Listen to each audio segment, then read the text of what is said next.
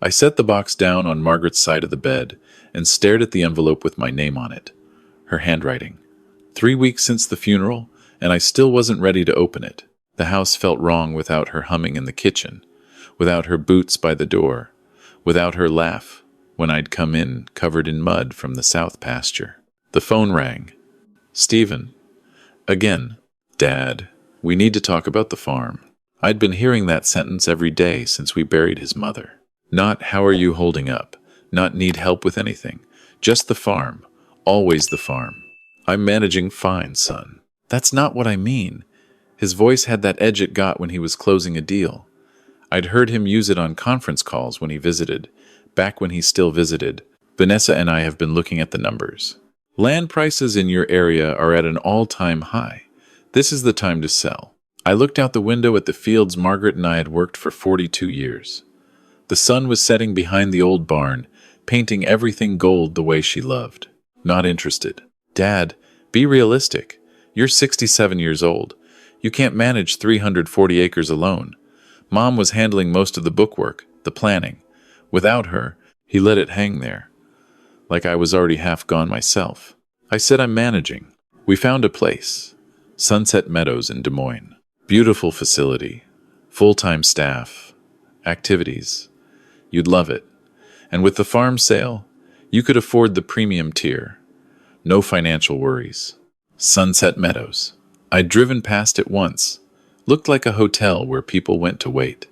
Margaret had made me promise, years ago, that I'd never let anyone warehouse her. Or me. I'm staying on my land, Stephen. Our land, technically. As your only heir, I have a stake in this decision. And frankly, Dad, I'm worried about you. Vanessa's worried too. You're isolated out there, no neighbors for miles. What if something happens? Margaret's envelope seemed to glow in the lamplight. I'd been putting off opening it because I knew, somehow, that once I read what was inside, something would change.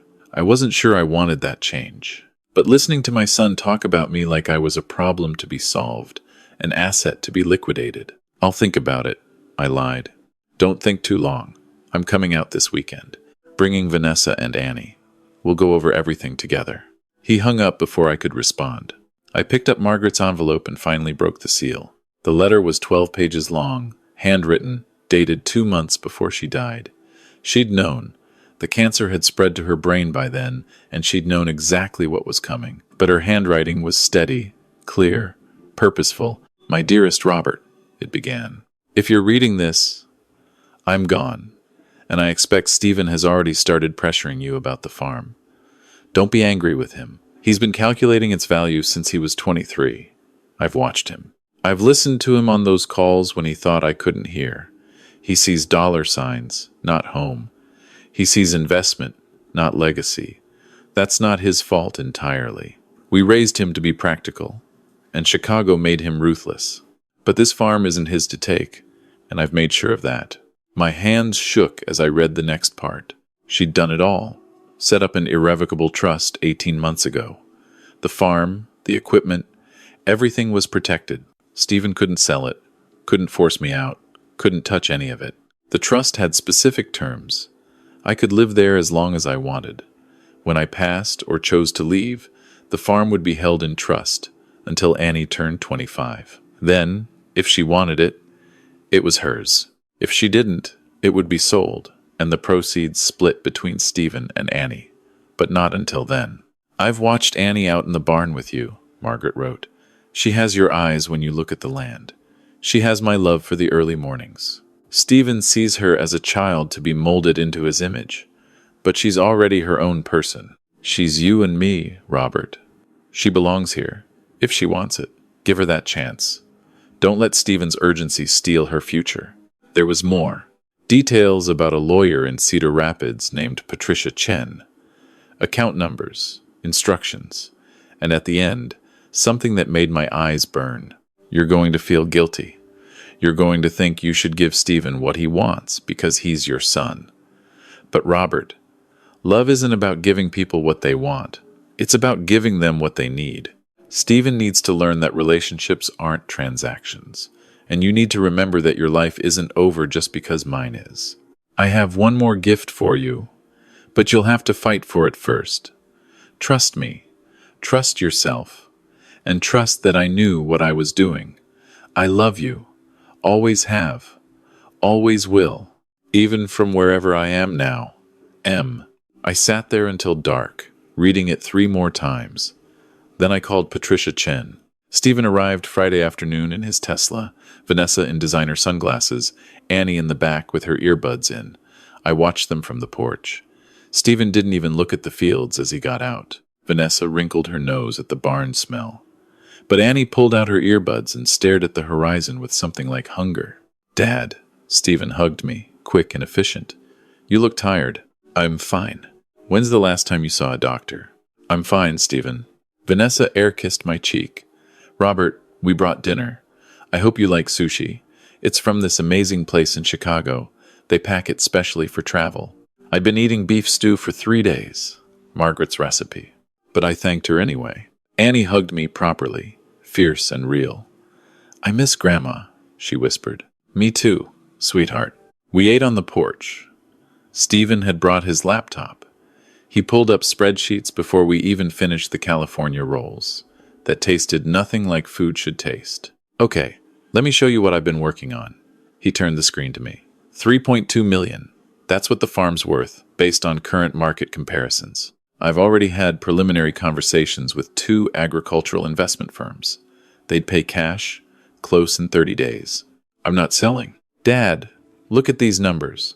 After taxes and fees, you'd clear about 2.6 million, invested conservatively. That's $120,000 a year in income, plus your Social Security. You could live anywhere, do anything. I am living where I want, doing what I want. Vanessa jumped in, her voice honey-sweet. Robert, we're thinking about your safety. You're alone out here. Margaret did so much. The books, the planning, the cooking. Stephen says you barely know how to use the computer. What if you get hurt? What if you fall in the barn and no one finds you for days? Annie was watching me, quiet, reading my face the way Margaret used to. I appreciate your concern, I said carefully, but I'm not ready to leave. Stephen closed the laptop with a snap. Not ready? Or not willing to be realistic? Dad, I love you. That's why I'm pushing this. You're not thinking clearly. Grief does that. It clouds judgment. Let us help you. I don't need help. You do. You just can't see it. He stood up. I've been researching. There are options if family members are concerned about an elderly relative's welfare. Legal options. The threat hung in the air like smoke. Are you threatening me, Stephen? I'm trying to save you from yourself. Annie stood up suddenly, her chair scraping. Can I go see the horses? After we finish here, Stephen said. Now, I said. Go on, Annie. They're in the south pasture.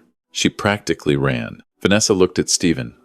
Some silent communication passed between them. We're staying through the weekend, Stephen said. Plenty of time to discuss this properly. I think once you see the research I've compiled, you'll understand this is the right move. That night, I couldn't sleep. I heard them talking in the guest room, voices low but intense. I caught fragments.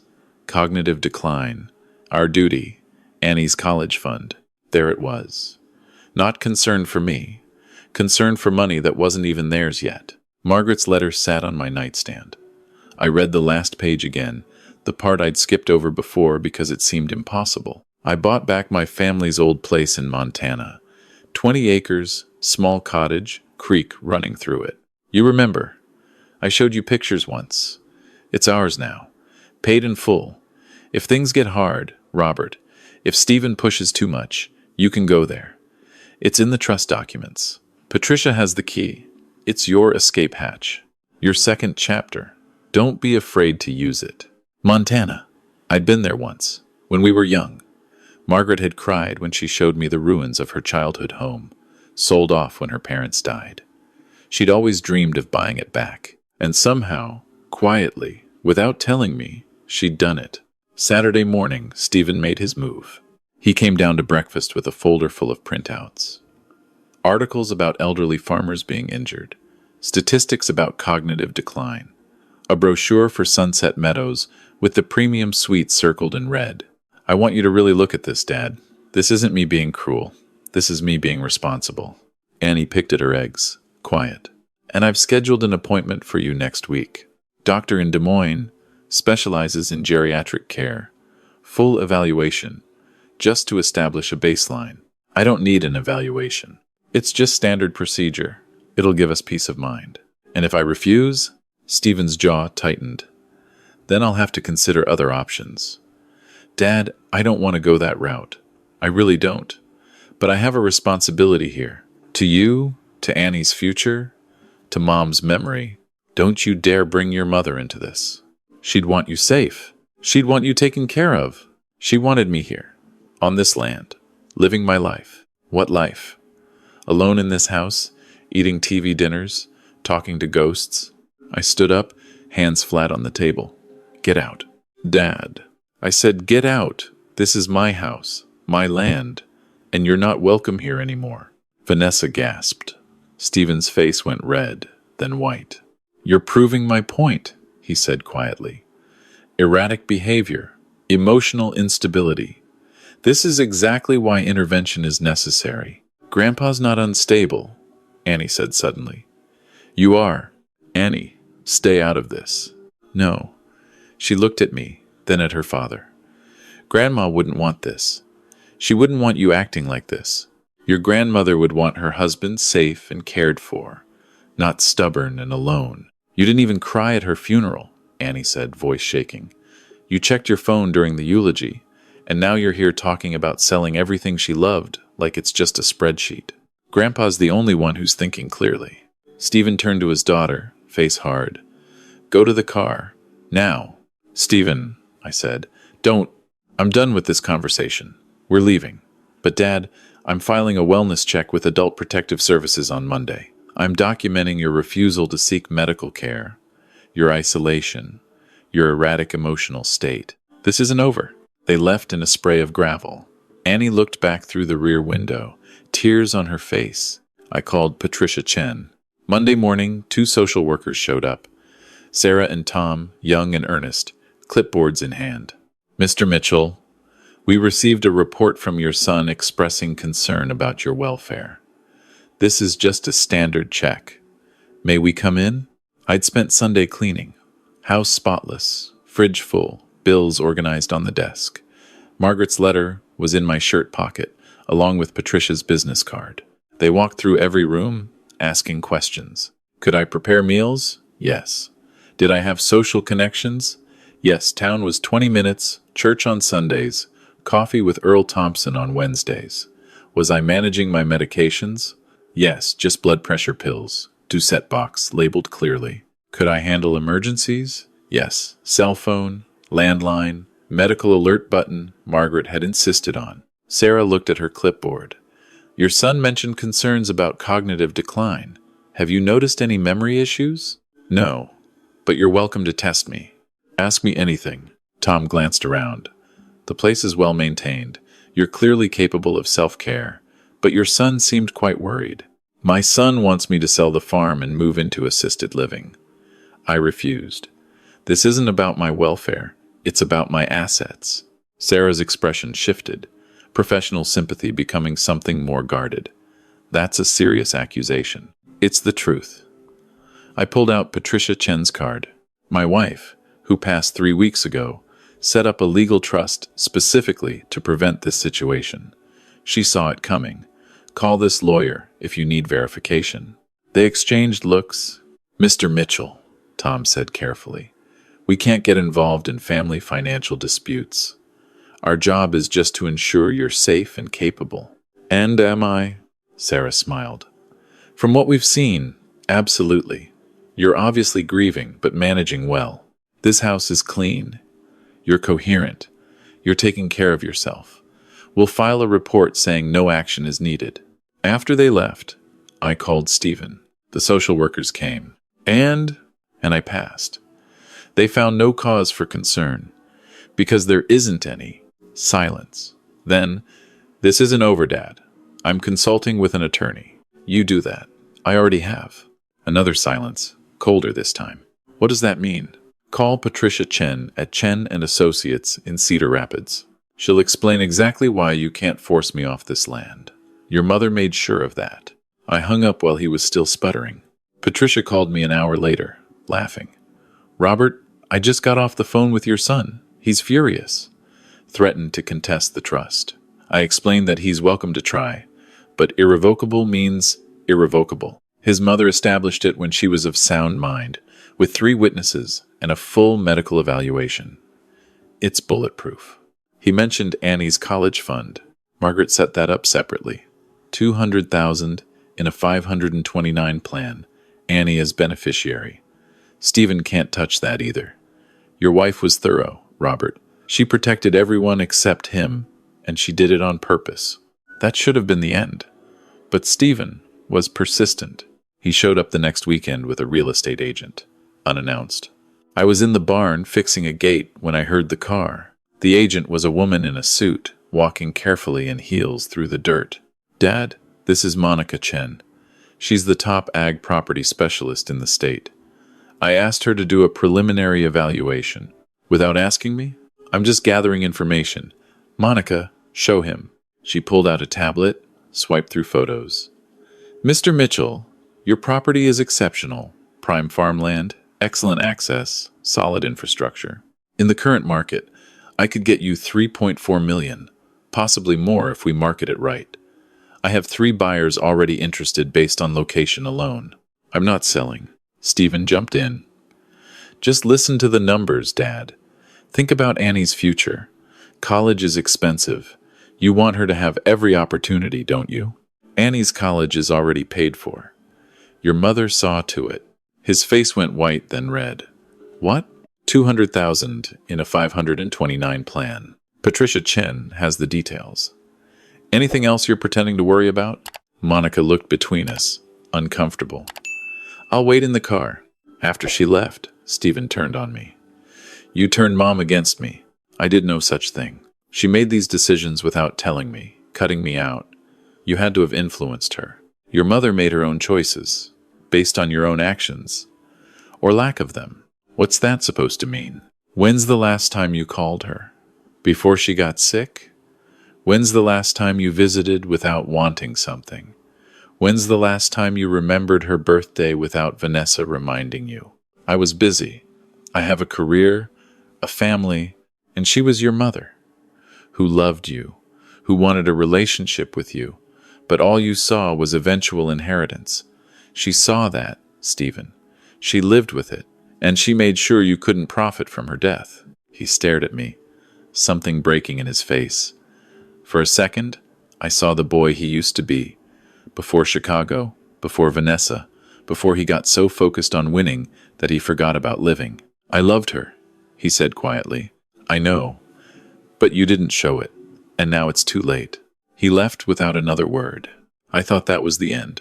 I was wrong. 2 weeks later, Annie called me, crying. Grandpa, Dad's using me. He keeps saying we need to protect your legacy for my sake. He's telling people you're not mentally fit. He's trying to get guardianship. He showed me the papers. My blood went cold. Guardianship? He has a lawyer. They're claiming you're not capable of managing your affairs, that you need someone to make decisions for you. Grandpa, I heard him on the phone. He said once he has guardianship, he can override the trust, claim it was signed under duress or something. I don't know what to do. Annie, sweetheart, take a breath. Where are you? In my room. They don't know I'm calling. Mom took my phone, but I'm using my laptop. Listen carefully. I need you to get me something. In your dad's office, there's a folder labeled Mitchell Farm. Can you get it? I could try. Only if it's safe. I don't want you getting in trouble. Hold on. I waited, heart pounding. 5 minutes. 10. Okay, I've got it. I took pictures of everything. I'm emailing them to you now. The files came through. Guardianship petition. Doctor's letter claiming concern for my mental state from a doctor I'd never met. A psychological evaluation I'd never consented to. Statements from Stephen and Vanessa about my deteriorating condition. It was all lies. Fabricated. But it looked official. I called Patricia. We have a problem. She reviewed the documents, her voice tight. This is bad, Robert. If a judge grants even temporary guardianship pending evaluation, Stephen could potentially freeze your assets, make medical decisions, even place you in a facility. We need to fight this hard and fast. How? We document everything. Your competence, your independence, your sound mind. We get your own medical evaluation, financial records showing you're managing fine, witness statements. And we expose this for what it is. A greedy son trying to seize control for financial gain. That's my son you're talking about. Yes, and I'm sorry. But he's declared war, Robert. You have to fight back. The hearing was set for 3 weeks out. Patricia worked fast. She got me a full geriatric evaluation from an independent doctor, cognitive test, mental health screening, physical assessment. I scored perfectly. She compiled my financial records, bills paid on time, no signs of mismanagement. She got statements from Earl Thompson, from Reverend Mary at church, from the social workers who'd visited. And then she did something brilliant. She subpoenaed Stephen's financial records. Robert, your son is underwater. Badly. He's got significant debt, bad investments, a lifestyle he can't afford. This isn't just greed, it's desperation. The night before the hearing, Annie called again. Grandpa, I told them I won't testify for them. Dad's furious. He said I'm betraying the family. Annie, you don't have to be part of this. But I want to. I want to testify for you. Patricia said I could. I'm 16. The judge will listen to me. Sweetheart, Grandma would want me to. I know she would. And I'm not letting Dad do this. It's wrong. The courtroom was small, wood-paneled, quiet. Stephen and his lawyer sat on one side. Patricia and I sat on the other. Annie was in the hall, waiting to be called. Stephen's lawyer went first. He painted a picture of a grieving widower, declining rapidly, isolated, and vulnerable.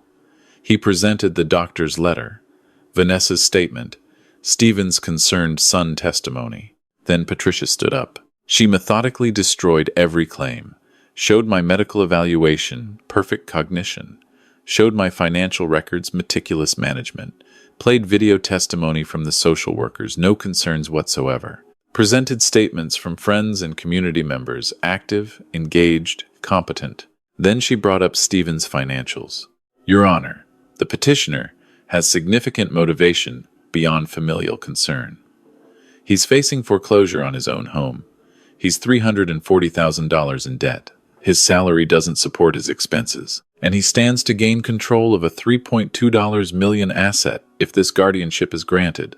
This isn't about protecting his father. It's about saving himself. Stephen's face went gray.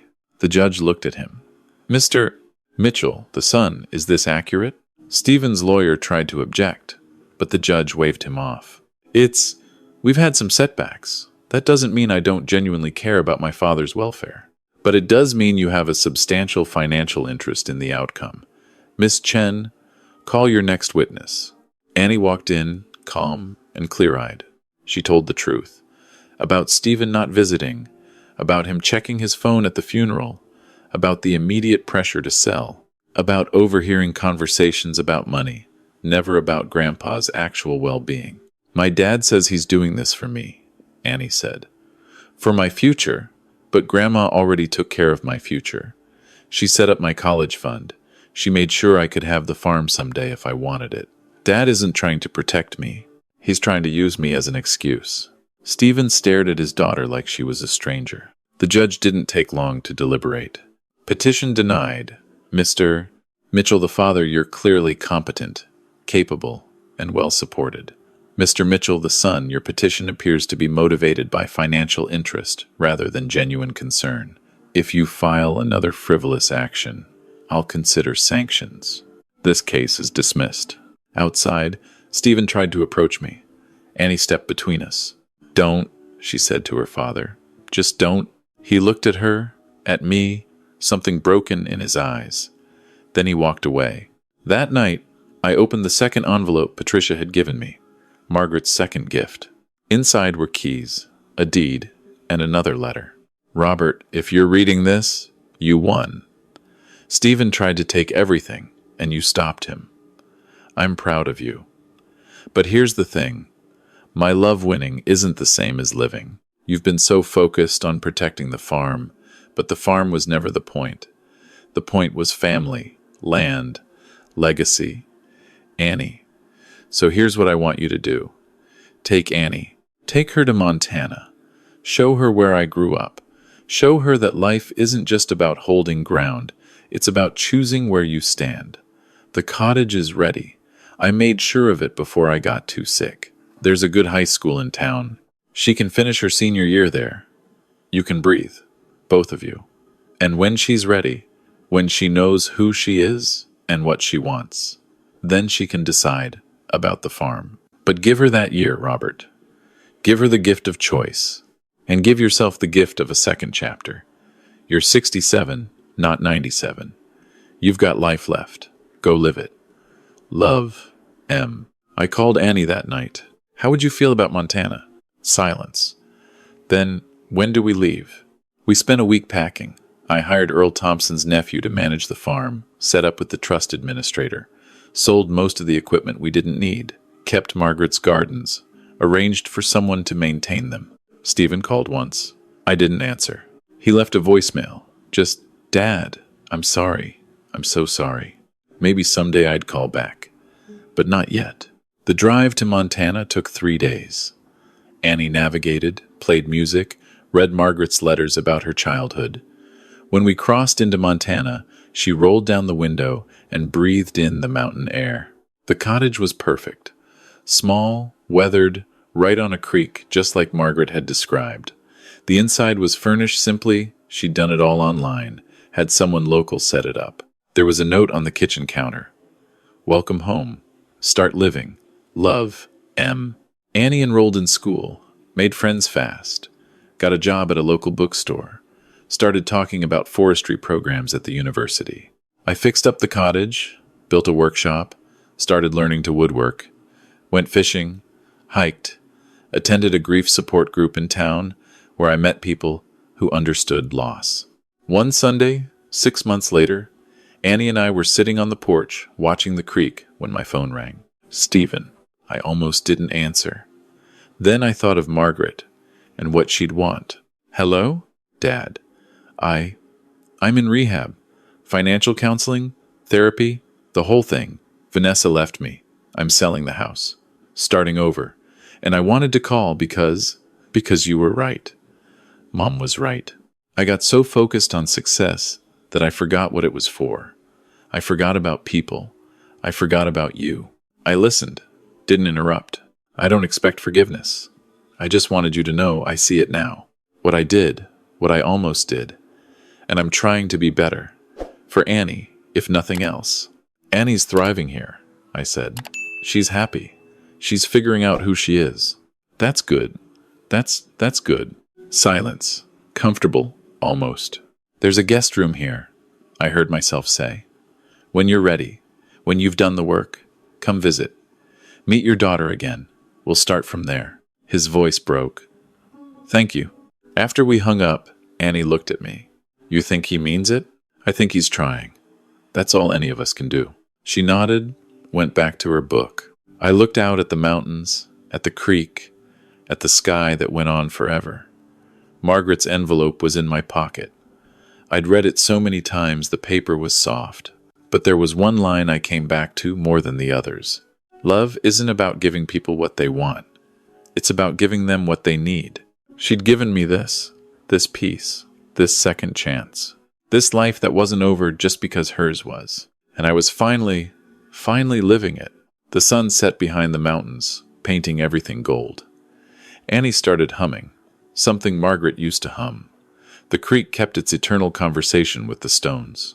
And I sat there, 67 years old, learning that sometimes the bravest thing you can do is not fight, but simply choose joy. Somewhere, I hoped Margaret was smiling.